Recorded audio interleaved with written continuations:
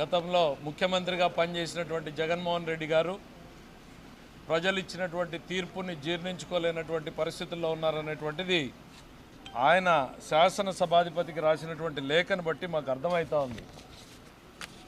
నాకు ప్రధాన ప్రతిపక్ష హోదా ఇవ్వకుండా అన్ని పార్టీలు ఏదో ఆలోచన చేస్తున్నాయన్న భావన నాకు కలుగుతోంది అని. జగన్మోహన్ రెడ్డి గారు, పార్టీలు ప్రతిపక్ష హోదాలు ఇవ్వవండి. మీరు అధికారంలో ఉంటారా, ప్రతిపక్షంలో ఉంటారా, ప్రతిపక్ష హోదా కూడా లేకుండా ఇవ్వాలని తీర్పునిచ్చేటువంటిది ప్రజలు. ఈ రాష్ట్ర ప్రజానీకం మీకు ప్రతిపక్ష హోదా కూడా ఇవ్వకూడదు అని నిర్ణయం తీసుకుని తీర్పునిచ్చారు. దాన్ని మీరు యాక్సెప్ట్ చేయండి. ఎస్, బాధాకరమైనటువంటి అంశం. అందుకనే మేము ఎక్కడ కూడా మీరు శాసనసభలోకి వచ్చినా పోయినా కూడా మేమేం మాట్లాడలే, చాలా హుందాగా వ్యవహరించాం. గతంలో చంద్రబాబు నాయుడు గారు మొట్టమొదటిసారి మాట్లాడే ప్రయత్నం చేస్తే ఒకసారి శాసనసభ వీడియోలు తెప్పించుకుని చూడండి, మీరు ఎంత హెకిల్ చేసేటువంటి ప్రయత్నం చేశారు. మీరు యాక్సెప్ట్ చేయండి. ప్రజల తీర్పు మీకు ప్రతిపక్ష హోదా ఇవ్వకూడదు అనేటువంటిది ఇచ్చారు.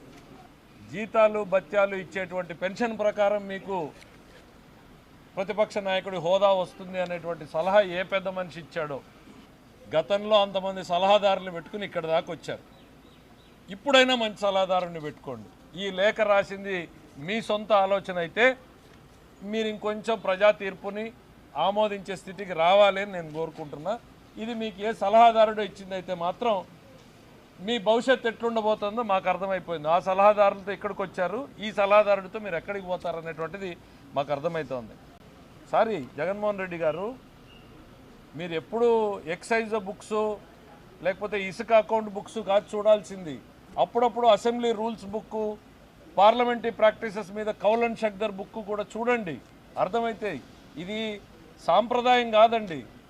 సభ్యుడిగా ప్రమాణ స్వీకారం చేసిన తర్వాత మాత్రమే అతన్ని సభ్యుడిగా గుర్తించబడతాడు, అక్కడ కూర్చోవడానికి అర్హుడవుతాడు, అతనికి ఓటింగ్కి సంబంధించినటువంటి అర్హతలు వస్తాయి.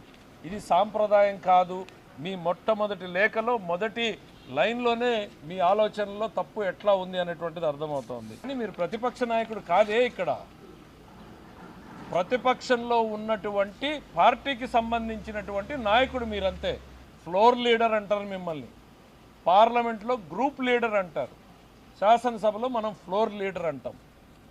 మీరు ఆ గ్రూపుకి నాయకుడు మాత్రమే తప్ప ప్రతిపక్ష హోదా కలిగినటువంటి ప్రతిపక్ష నాయకుడు కాదు. ఎవరు ఇంత మరీ ఓనమాలు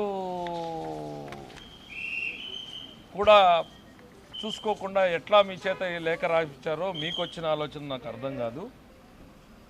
సభ జరపడానికి కోరం ఎంత కావడానికి ఎంతమంది ఉండాలో అంతమంది ఉన్నప్పుడు మాత్రమే ప్రతిపక్ష హోదా ఇవ్వాలి అని. 1/10 ఆఫ్ ది హౌస్, 10వ వంతు సభలో ఉన్నటువంటి సభ్యుల్లో 10వ వంతు ఉన్న వాళ్ళకి మాత్రం, దట్ ఈజ్ 10%. మా జగన్మోహన్ రెడ్డి గారు చిటికేస్తే చంద్రబాబు నాయుడు గారు ఉన్న వెనకాల 5 మంది వస్తే చంద్రబాబు నాయుడు గారికి ప్రతిపక్ష హోదా ఉండదన్నారు. చిటికెలు వేస్తూనే ఉన్నారు 5 ఏళ్లలో. ఏమైంది? చంద్రబాబు నాయుడు గారు వెనకాల ఉన్న సభ్యులు మీ వెనకాల వచ్చారా? హోదాలు పోయినాయా? ఆ రోజు మీకు తెలుసు కదా 10% అనేటువంటిది. మీ నోటితో మీరే చెప్పారే ఇదే శాసనసభ సాక్షిగా. మళ్ళీ ఇవాళ వచ్చేసి ఆ 10% నిబంధనే లేదు, తూచ్. మీ ఇవన్నీ చూస్తూ ఉంటే ప్రజలు అధికారం తీసేసినా మీరు ఇంకా ఆ కొసరు అధికారం కోసం పాకులాడుతున్నట్టు కనపడుతుంది. ప్రతిపక్ష నాయకుడు అంటే క్యాబినెట్ ర్యాంక్ వస్తుంది, దాన్ని పెట్టుకునేదో జులుం చేయొచ్చు అనేటువంటి ఆలోచనలు ఏమన్నా ఉన్నారో మార్చుకోండి, ఆలోచన ధోరణి మార్చుకోండి. అప్పుడప్పుడు మీరు ఎప్పుడూ మీ వ్యాపారాల గురించి ఇంకోటి ఆలోచించినా కనీసం ఇప్పుడైనా ప్రజల గురించి ఆలోచించేటువంటి ప్రయత్నం చేయండి. రండి శాసనసభకు, అందరు శాసనసభ్యుల్లాగానే మీకు మాట్లాడేటువంటి అవకాశం ఉంటుంది.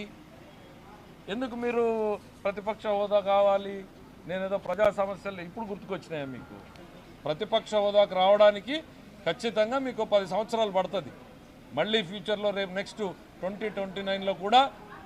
ఎందుకనంటే మీ సలహాలు, మీ వైఖరి, ప్రజల పట్ల మీ ఆలోచన, ఎన్నికల్లో ఎందుకు ఓట్లేయలేదని ప్రజల్ని తప్పుపడుతున్న విధానం, ఇవన్నీ చూస్తూ ఉంటే మీరు ఎటుపోతున్నారో అర్థమవుతుంది. ఖచ్చితంగా మీరు ప్రతిపక్ష హోదా పొందడానికి కనీసం ఒక 10 ఏళ్ళు పడుతుంది. దాంట్లో మాకేం డౌట్ అక్కర్లేదు. అంతెందుకు, మీకు చాలా ఆప్తుడు కేసీఆర్ గారు, పక్కనే ఉన్న రాష్ట్రం తెలంగాణలో 19లో కాంగ్రెస్ పార్టీకి ఎన్ని సీట్లు వచ్చినాయి? వాళ్ళకి దాదాపు 2014-19లో 19 సీట్లు వస్తే ప్రతిపక్ష నాయకుడి హోదా ఇవ్వాల్సి ఉంటే అప్పుడు బట్టి విక్రమార్క అనుకుంటా వాళ్ళు ప్రపోజ్ చేసింది. ఇవ్వకుండా ఏం చేశారు? 12 మందిని టీఆర్ఎస్లోకి చేర్చుకున్నారు. అధికారికంగా శాసనసభ రికార్డులో వాళ్ళు కాంగ్రెస్ పార్టీ సభ్యులుగానే చూపిస్తూ ఉన్నారు, స్పీకర్ గారు ప్రకటన చేస్తూ ఉన్నారు.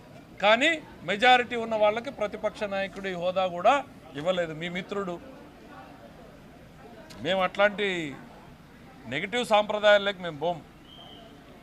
ఖచ్చితంగా 10 ఏళ్ళు పోరాటం చేయండి. 10 ఏళ్ల తర్వాత మీకు ప్రజలు మీ పక్షాన నిలిచి మీకు ప్రతిపక్ష హోదాని ఇస్తే తప్పకుండా ఆ హోదా అనేటువంటిది మీకు లభ్యమవుతుంది తప్ప మీరేదో లెటర్లు రాసి స్పీకర్ని బెదిరించినట్టుగానో లేక పొలిటికల్ పార్టీల్ని బెదిరించినట్టుగానో లేక ఓట్లు వేసినటువంటి ప్రజల తీర్పును తప్పుపట్టేట్టుగానో మాట్లాడడం అనేటువంటిది సరైన